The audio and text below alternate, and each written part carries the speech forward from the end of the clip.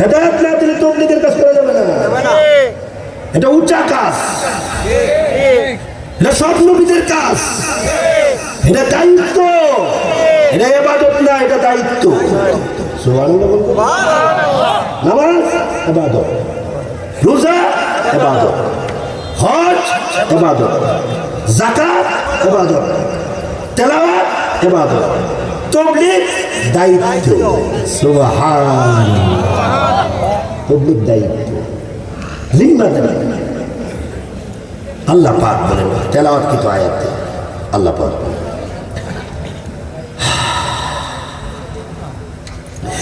কুনতুম খায়রা উম্মাতিন উখরিজাত লিন-নাসি তা'মুরুনা বিল মা'রুফি ওয়া তানহাউনা 'আনিল মুনকারি ওয়া তু'মিনুনা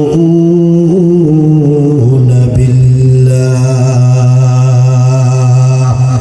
আল্লাহ রাব্বুল আলামিন বলেন তোমরাই শ্রেষ্ঠ উম্মত। সুবহানাল্লাহ। কে বলছেন? আরো জোরে আল্লাহর নামটা একটু জোরে শুনলেন তো কে? আল্লাহ। আল্লাহ বলছে তোমরাই শ্রেষ্ঠ জাতি, তোমরাই দামি জাতি। ওই যে প্রধানমন্ত্রী যাদেরকে দামি বলছিল এরা অত্যন্ত খুশি। প্রধানমন্ত্রী বলছে আমরা দামি। হেরে ফেল করাইছে, আমারে ফাঁস করাইছে, আমি দামি। উড়ে ফেল করাইছে, তারে ফাঁস করাইছে, উনি দামি। দামি মনে করছে প্রধানমন্ত্রীর কথাকে তোমরা এত দামি মনে করো। অথচ দেখো তাদের অবস্থা কি হয়ে গেছে। আল্লাহ রাব্বুল আলামিন বলেন আমি আল্লাহ যাকে দামি বলবো সেই দামি। ঠিক কিনা জোরে বল। আল্লাহ যাকে দামি বলবে সেই দামি। আল্লাহ রাব্বুল আলামিন বলেন কুনতুম খায়রা উম্মাতিন, তোমরাই সর্বশ্রেষ্ঠ জাতি। উখরিজাত লিন-নাস, মানুষের কল্যাণের জন্য আমি আল্লাহ তোমাদেরকে বাহির করছি। মানুষের কল্যাণের জন্য বাহির করছি, মানুষের কল্যাণের জন্য বাহির করছি। মানুষ বলতে কি শুধু মুসলমান না, হিন্দুদের কল্যাণের জন্য বাইর করছি, শুধু হিন্দু না। খ্রিস্টানদের কল্যাণের জন্য বাইর করছি, শুধু খ্রিস্টান না। ইহুদিদের কল্যাণের জন্য বাইর করছি, শুধু ইহুদি না। সর্বশ্রেণীর মানুষের কল্যাণের জন্য আমি আল্লাহ তোমাদেরকে বাহির করেছি। উখরিজাত লিন-নাস, তোমাদেরকে বাহির করা হয়েছে। তাইলে বোঝা গেল আমরা আসতেছিলাম না, আল্লাহ তাআলা দাওয়াতের কাজ করার জন্য আল্লাহ আমরারে বাহির করছি। দাওয়াতের কাজ করার জন্য আল্লাহ আমরারে বাইর করছে, আমরা আসতেছিলাম না। তর্জমাটাই মনে হয় আল্লাহ নির্বাচন করেছি, আল্লাহ যাচাই বাছাই করেছি দাওয়াতের কাজ করার জন্য। এই উম্মতকে আল্লাহ দায়িত্ব দিছে। আগের যুগের উম্মতের উপরে দাওয়াতের দায়িত্ব ছিল না, আগের যুগের সব নবীদের উপরে দাওয়াতের দায়িত্ব ছিল। এই জন্য আগের যুগের নবীদের উম্মতেরা নবীদের সঙ্গে বেয়াদবি করছে। যেহেতু দাওয়াতের মেজাজ নাই, এই জন্য এরা আগের যুগের নবীদের উম্মতেরা তাদের নবীদের সাথে তারা বেয়াদবি করেছে। মুসা নবীর উম্মত তার সাথে বেয়াদবি করেছে, ঈসা নবীর উম্মত ঈসা নবীর সাথে বেয়াদবি করেছে, ইব্রাহিম নবীর উম্মত ইব্রাহিম নবীর সাথে বেয়াদবি করেছে। আর আমার নবীর উম্মত নবীকে আয়েশা বলছে ফিদাকা আবি উম্মি, আমার মা বাপ আপনার জন্য কুরবান হয়ে যাক, আমার মা বাপ আপনার জন্য কুরবান হয়ে যাক। দাওয়াতের দ্বারা মানুষের মন নরম হয়, দাওয়াতের দ্বারা মানুষ আল্লাহওয়ালা হয়, দাওয়াতের দ্বারা মানুষ মুত্তাকি হয়, দাওয়াতের দ্বারা মানুষ ঈমানওয়ালা হয়, আমলওয়ালা হয়, দাওয়াতের দ্বারা মানুষ ইখলাসওয়ালা হয়, দাওয়াতের দ্বারা মানুষ ওই যে দ্বীনের দায়ী হয়, জাকিরিন হয়, শাকিরিন হয়, মুবাল্লিগিন হয়। দাওয়াতের দ্বারা জাহেলের করে আলেম পয়দা হয়, দাওয়াতের দ্বারা ইঞ্জিনিয়ারের করে মুফতি সাহেব পয়দা হয়, দাওয়াতের দ্বারা ডক্টরের করে ডাক্তারের করে আল্লাহ হাফেজ কুরআন তৈরি করে। দাওয়াতের দ্বারা হযরত ইলিয়াস রাহমাতুল্লাহ আলাইহি এক দাওয়াতি দাওয়াতি মিশন জারি করেছেন। এই দাওয়াতি মিশনের মধ্যে ইঞ্জিনিয়ার আর বড় শাইখুল হাদিস একসাথে বসে খায়। আলহামদুলিল্লাহ বলবেন না? একজন ইঞ্জিনিয়ার, একজন ডাক্তার আর একজন শাইখুল হাদিস একসাথে বসে এক প্লেটে খাবার খায়। কেননা ইঞ্জিনিয়ার এখন আল্লাহমুখী হয়ে গেছে, ডাক্তার এখন আল্লাহমুখী হয়ে গেছে, শাইখুল হাদিস চিনছে, মুফতি সাহেব চিনছে, মুহাদ্দিস চিনছে, ইমাম চিনছে, খতিব চিনছে, হাফেজ চিনছে। এখন ওই ইঞ্জিনিয়ার তার পরিবর্তন হয়ে গেছে। ইঞ্জিনিয়ার এখন ট্রাই লাগাই না, ইঞ্জিনিয়ার এখন প্যান্ট শার্ট লাগাই না, ইঞ্জিনিয়ার এখন পাগড়ি লাগায়, ইঞ্জিনিয়ার এখন পাঞ্জাবি লাগায়। আরে কথা বলেন না, বাস্তব কিনা বলেন না? ইঞ্জিনিয়ার এখন পাগড়ি লাগায়, ইঞ্জিনিয়ার এখন পাঞ্জাবি লাগায়, ইঞ্জিনিয়ার শাইখুল হাদিসের সামনে এসে আত্তাহিয়াতুল সুরতে বসে। এই যে একটা সুরত, এই সুরতটা ইসরায়েলের ভালো লাগে নাই। আসল কথা বলে গেল, আসল হাকিকত বলে গেল। ইঞ্জিনিয়ার, ডক্টর, সচিব, এমপি, ওইডিসি, ওসি, ইন্সপেক্টর, এনএসআই, এদের করে কিভাবে আলেম হয়ে যাগা, এই ইসরায়েল এটা সহ্য করতে পারে নাই। ইসরায়েল তখন চিন্তা করলো, কিরে সেকুলার লেখাপড়া করা স্কুল কলেজে, সেকুলার লেখাপড়া, যেই লেখাপড়ার দ্বারা যাতে মানুষ একটু দূরে থাকে ইসলাম ধর্ম থেকে। গেল সরকার শিক্ষা ব্যবস্থাটাকে যা করেছে, সত্য কথা বলবেন, কোন মানুষের গোলামি করবেন না, সত্য কথা বলবেন, আল্লাহর সাহায্য পাবেন। আমি কোনো রাজনীতি করি না, সত্য কথা বলে যাচ্ছি। গেল সরকার শিক্ষা ব্যবস্থাটাকে যা করে গেছে, ইসলাম শূন্য করে ওই যে মহানবীর আদর্শ তুলে দিয়েছে, সাহাবায়ে কেরামের ওই যে মহানবী উমরের জীবনী তুলে দিয়েছে, আবু বকরের জীবনী তুলে দিয়েছে, হিজরতের ঘটনা তুলে দিয়েছে, সব তুলে দিয়া এক উলঙ্গ পড়া শিক্ষা তারা জারি করেছিল। ঠিক কিনা বলে? এক উলঙ্গ পড়া শিক্ষা তারা জারি করেছিল বাংলাদেশে। তো দেখা যায় ওই সেকুলারিজম যে শিক্ষা, ওই শিক্ষার দ্বারা তো আলেম বিদ্বেষী হবে। কিন্তু এটা কেমন তবলিগ রে? সুবহানাল্লাহ, এটা কেমন তবলিগ রে? যে তবলিগ ওই যাদেরকে সেকুলার শিক্ষা দিলাম, এই সেকুলার শিক্ষাওয়ালারা আইসা তবলিগের মাধ্যমে আলেম ভক্ত হয়ে যা, আলেমের কাছে মুরিদ হয়ে যা, আলেমের কাছে বাইআত হয়ে যা, আলেমের কথায় তিন চিল্লাই চলে যা, এটা তো সহ্য করা যায় না। এই হলো আসল ঘটনা। সহ্য করতে পারে না, বরদাস্ত করতে পারে না। তখন তারা চিন্তা করলো এই তবলিগের মধ্যে সেই ইসরায়েল ইহুদিদের চক্রান্ত এটা, যে তবলিগের মাধ্যমে সেকুলার শিক্ষা হয়েও পাগড়ি লাগায় ফেলে, যে তবলিগের মাধ্যমে সেকুলার শিক্ষা পায়ও পাঞ্জাবি লাগায় ফেলে, যে শিক্ষা, সে সেকুলার শিক্ষার মাধ্যমে সে হওয়ার কথা ছিল নাস্তিক, সে হওয়ার কথা ছিল মুরতাদ, সে হওয়ার কথা ছিল ইসলাম বিদ্বেষী, সে হওয়ার কথা ছিল মাদ্রাসা বিরোধী, সে হওয়ার কথা ছিল মসজিদ বিরোধী, সে হওয়ার কথা ছিল আলেমদেরকে হত্যাকারী। কিন্তু দেখা যায় সে সেকুলার শিক্ষা গ্রহণ করেও ওই দাওয়াত তবলিগ আবার কি জিনিস, সেটার মাধ্যমে একজন সেকুলার শিক্ষায় শিক্ষিত মানুষ পাগড়ি লাগায় ফেলে, পাঞ্জাবি লাগায় ফেলে, মিসওয়াক ধরে ফেলে, শেষ রাতে তাহাজ্জুদ করে, আর ওই সেকুলার শিক্ষা শিক্ষিত মানুষের পরে হাফেজ বাহির হয়ে যায়, মাওলানা বাহির হয়ে যায়, মুফতি বাহির হয়ে যায়। এই জন্য ইহুদিরা এই চক্রান্ত করে তবলিগকে দুই ভাগ করে দিয়েছে। ঠিক কিনা বলে বলে? চক্রান্তে যারা পড়েছে তারা ক্ষতিগ্রস্ত। তারা আসতে কম বিষয় দিচ্ছেন, তো একটু আওয়াজ করে কথা বলতে হবে।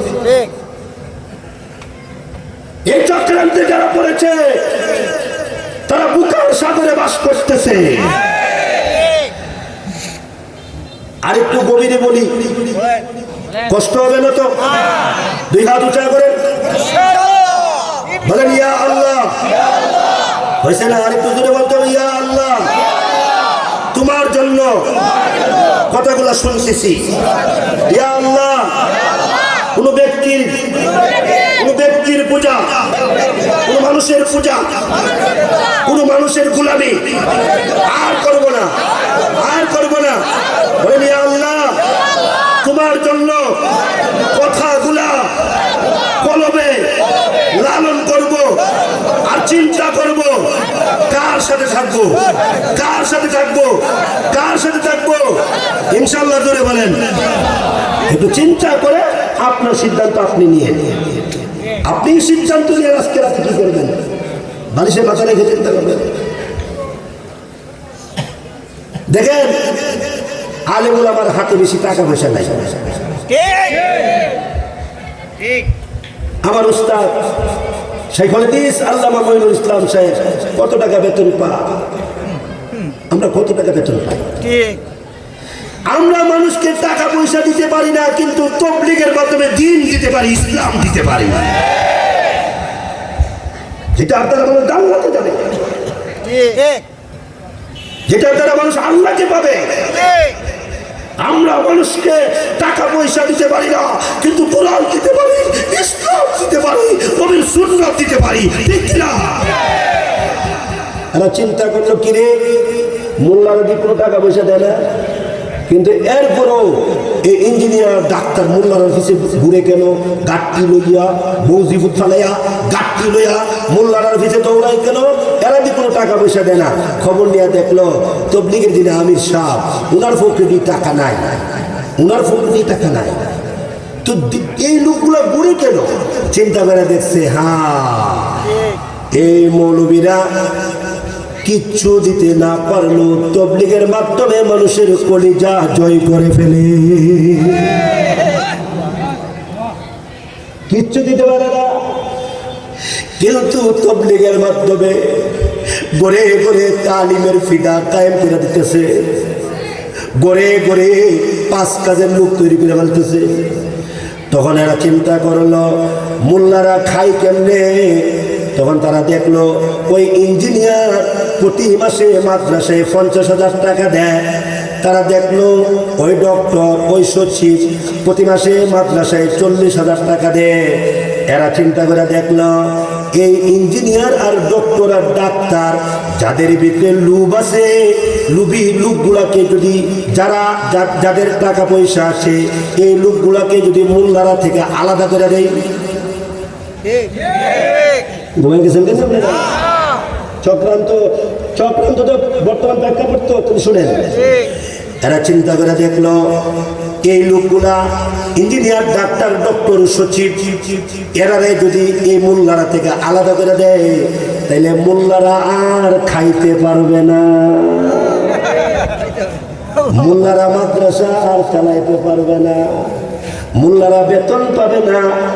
এই জন্য এরা ফতুয়া মাইরা দিছে যে ইমাম সাহেবরা ইমামতি কইরা টাকা নিব, যে ইমাম সাহেবরা কি কইব এর আগে একবার নাউজুবিল্লাহ বলে ফেলেন। ইমামতি কইরা যেই মৌলবীরা মাস শেষে বেতন নেবে, বেশ্যা মহিলা জিনা ব্যভিচার কইরা যে টাকা ইনকাম করলো ওই টাকা থেকে একজন ইমাম সাহেবের মাসিক বেতনটা আরো বেশি নিকৃষ্ট। চক্রান্ত, এই মাসআলা চক্রান্তের মাসআলা, ঠিক কিনা? চক্রান্তের মাসআলা এটা। আল্লামা উলিপুরি হাফিজাহুল্লাহ ওয়াজাহাত করেছেন, বিস্তারিত ওয়াজাহাত করেছেন। আমি জাস্ট একটু টাচ, হালকা হালকা টাচ দিয়ে যাচ্ছি। সচেতন মানুষ বুঝতে বেশি সময় লাগবে না, বাহুবলের মানুষ এলেমওয়ালা আমলওয়ালা বুঝতে বেশি সময় লাগবে না।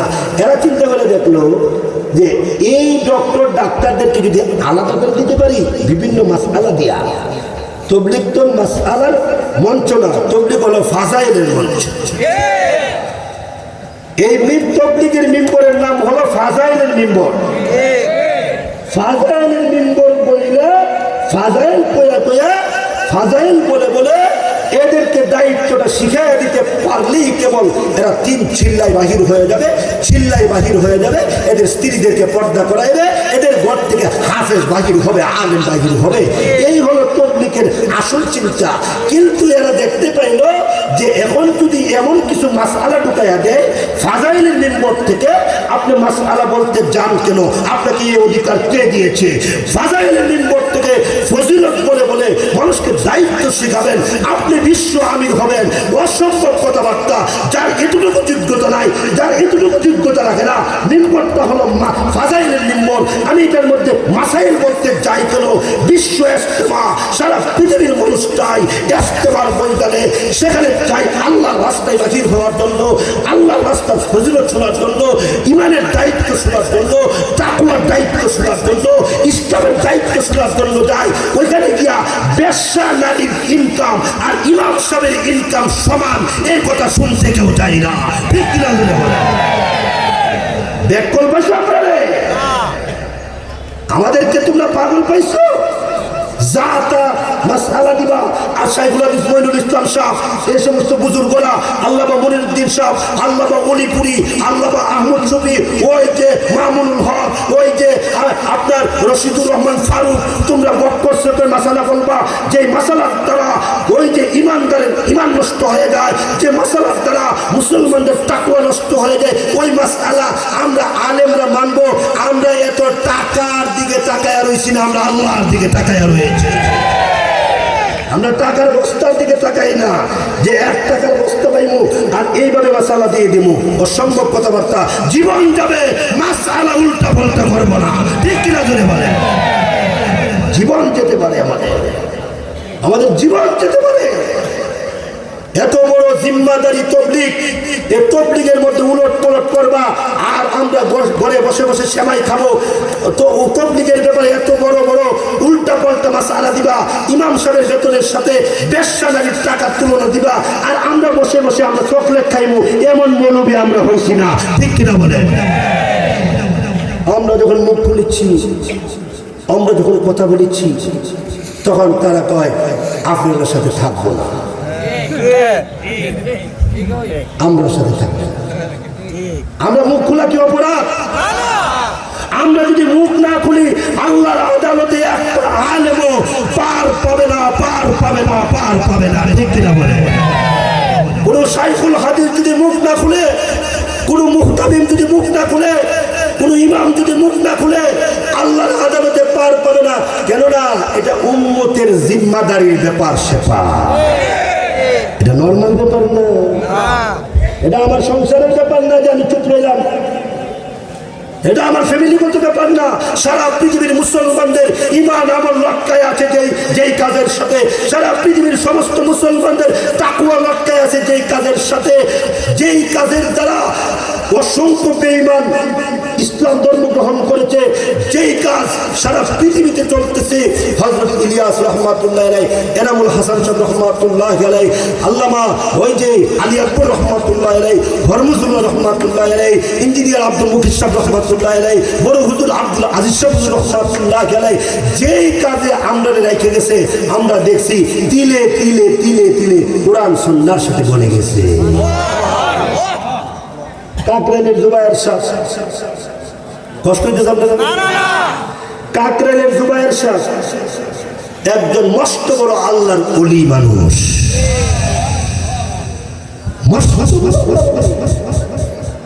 কিন্তু ওই জুবায়ের সাহেবকেও বললাম এত বড় আল্লাহর ওলিকে আজকের তাফসীরে মাহফিলের তৃতীয় দিনে দ্বিতীয় অধিবেশনে বলে গেলাম, আল্লামা জুবায়ের সাহেব যদি তবলিগের ব্যাপারে উল্টা পুল্টা মাসআলা দেয়, আমরাও উনার সাথে থাকবো না। আমরা এক দুয়া মনে করছেন? আমরা চাই কোরআন সুন্নাহ মতো, কোরআন সুন্নাহ মতো যে থাকবে তার সাথে আমরা আছি। এই পর্যন্ত আল্লামা জুবায়ের সাহেবকে দেখেছি, এই পর্যন্ত আল্লামা জুবায়ের সাহেবকে দেখেছি উনি তাকওয়ার উপরে, তাকওয়ার উপরে, কোরআন সুন্নাহর উপরে উনি এ পর্যন্ত আছেন। বিদায় উনার সাথে আমরাও আছি। সহি কথা? ঠিক আছে কথা? আবার বলি, কাকরাইলের জুবায়ের সাহেব হাফিজাহুল্লাহ, বড়দের সহপতি আফতার, এই লোকের মাধ্যমে এইভাবে কত হাজার হাজার মানুষ কালিমা পড়ে মুসলমান হয়েছে, হিসাব না, হিসাব হিসাব। আমি মুস্তাকিম বিল্লাহ হামিদি কাকরানের জুবায়ের সাহেবের তাকওয়া, তার জামার মসজিদে তাকওয়া আছে, আবার কলমে সে তাকওয়া আছে। সে আল্লামা জুবায়ের সাহেব উনি তাকওয়ার উপরে আছে, বড়দের উসুলের উপরে আছে, বিদায় আমরা ওনার সাথে বলেন, আমরা ওনার সাথে আছি। কিন্তু উনি যদি বড়রা যেইভাবে তবলিগের হাইসিয়ত রাস্তার তরিকা বাতলাই দিয়ে গেছে, উনি যদি ওই রাস্তা থেকে যদি উনি সরে যায়, আমরা ওনার সাথে, কথা সঠিক সঠিক। আল্লাহ তাআলা এই মজমাকে জান্নাতের জন্য কবুল করে, সবাই বলেন আমিন। আল্লাহ তাআলা আমাদেরকে তিনটা কাজ দিছে। এক নাম্বার আমরা ইমানদার হইতাম, দুই নাম্বার আমরা সৎ কাজের আদেশ করতাম। করবেন তো ইনশাআল্লাহ? যা বলছি কোনো ভাইকে কটাক্ষ করার উদ্দেশ্যে বলি নাই, যা বলছি কাউকে কষ্ট দেওয়ার উদ্দেশ্যে বলি নাই। আল্লাহর কোরআন হাতে নিয়ে বলছি, কাউকে কষ্ট দেওয়ার উদ্দেশ্য নয়, সঠিক সঠিক দুইটা কথা